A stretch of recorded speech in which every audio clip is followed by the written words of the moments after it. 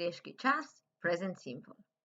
Angleški časi so v resnici zelo preprosti in enostavni, če dobiš kvalitetno razlago. Tako da takoj se lotimo dela.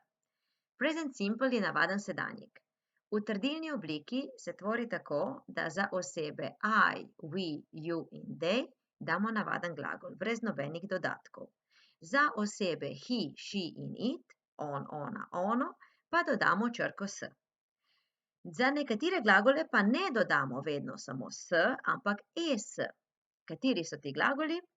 Glagoli, ki se končajo na č, naprimer watch, se izgovorijo pri he, she, it, he watches, she watches TV every evening in napiše se z es.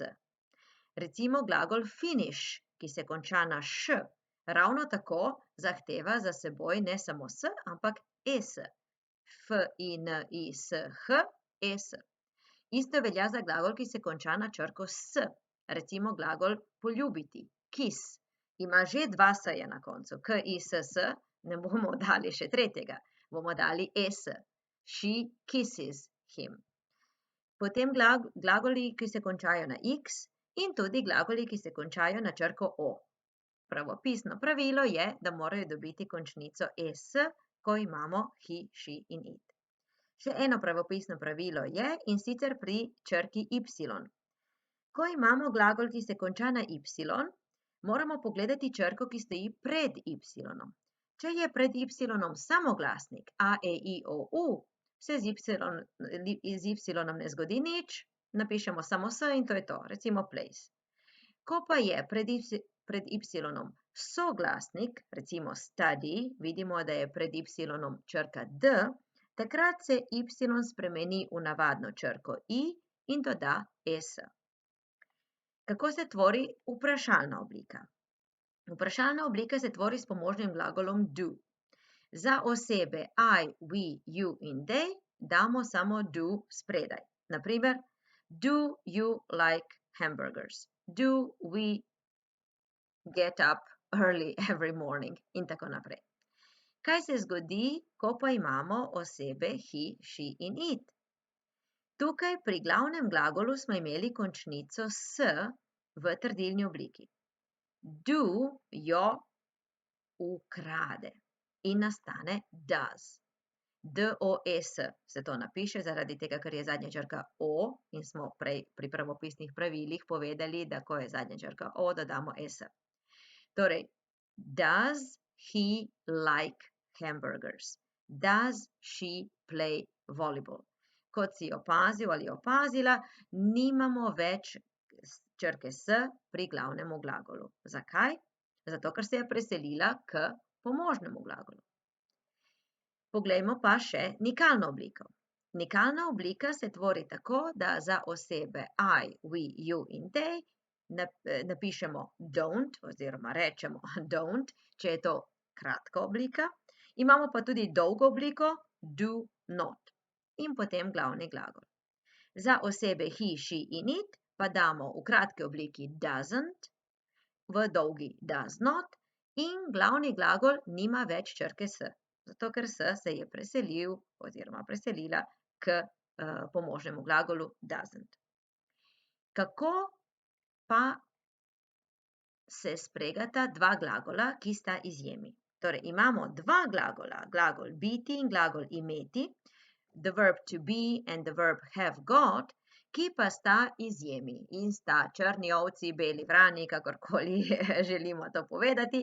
V glavnem ne upoštevata teh zgornjih pravil, kar se tiče spreganja, ampak se spregata po svoje. Sta samostojna. Torej, glagol biti se tvori tako v trdilni obliki, da imamo za osebo I am, za we, you, they are, za he, she, it, is. In vidiš tukaj, kako se lahko krajša. Pri vprašalni obliki se samo zamenja vrstni red, nastane am I, are you, is he. Pri nikalni obliki pa zanikamo tako, da rečemo I'm not, you aren't, he, she, it, isn't. Glagol have got, ravno tako posebnež, črna ovca, bela vrana, in sicer v trdilni obliki za osebe I, we, you, they have got, za osebe he, she in it has got. Pri vprašalni se ravno tako samo obrne, have you got, has it got, Prinikalni sam sebe zanika. I haven't got, he, she, it hasn't got. Kdaj se pa uporablja present simple? Present simple je dobro vedeti, kdaj se uporablja, zaradi tega, ker v angleščini imamo 4 sedanjike. Imamo present simple, present continuous, present perfect simple, present perfect continuous. In če želimo uporabiti vsakega natančno pravilno, moramo vedeti za vsakega, kdaj se uporablja. In resnično ni težko, poglejmo. Present simple se uporablja za dejanja, ki se dogajajo na splošno v sedanjosti, ne zdaj v tem trenutku. In se ta dejanja tudi ponavljajo. Torej, uporabljamo za kakšne navade, za izražanje naših konjičkov, hobijev, kaj počnemo vsak dan, rutinska dejanja in tako naprej. Pomagajo nam tudi magične besede, na primer every day, vsak dan, always, vedno, usually, ponavadi, often ali often, pogosto, sometimes, včasih, seldom, redko, hardly ever, skoraj nikoli, never, nikoli. Tudi once a week, enkrat na teden, twice a week, dvakrat na teden, 3 times a week, 3-krat na teden. Vse te vijolične so besedice, ki nam pomagajo, da vemo, kdaj moramo uporabiti present simple oziroma v govoru pogosto gredo skupaj. Torej, če se želiš naučiti dobro present simple, te vabim, da se naučiš na pamet, kako se tvori v trdilni obliki, katera so pravopisna pravila, kako se tvori v vprašalni obliki, kako se tvori v unikalni obliki, katera 2 glagola sta izjemi in kdaj se present simple uporablja. Ko boš to znala na pamet, nobena vaja ti ne bo delala težav in boš z lahkoto pravilno uporabljal present simple. Zaupam vate, sedaj pa k učenju.